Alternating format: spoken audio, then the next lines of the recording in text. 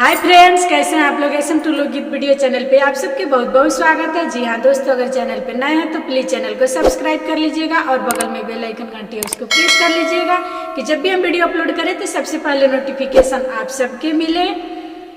अब ना जाइबो ने बुला तू रे हो कटवा गड़ी जा, अब ना जाइबो ने बुला तू रे हो कटवा गड़ी जा।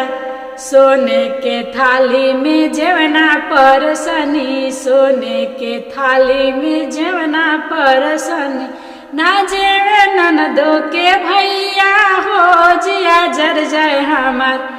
अब ना जाइबो ने बुला तू रे हो कटवा गड़ी जाए, अब ना जाइबो ने बुला तू रे हो कटवा गड़ी जाए। झाझर झाली गंगा जल पानी, झाझर झाली गंगा जल ना पिए नदी के भैया हो जिया जर जाए हमार।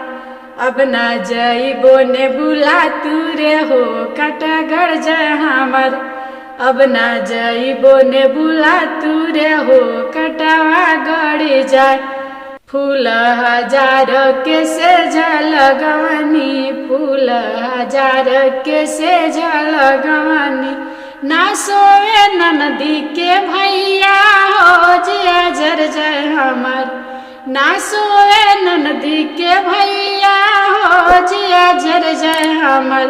अब ना जाइबो ने बुला तू रे हो कटवा गड़ी जाए, अब ना जाइबो ने बुला तू रे हो कटवा गड़ी जाए।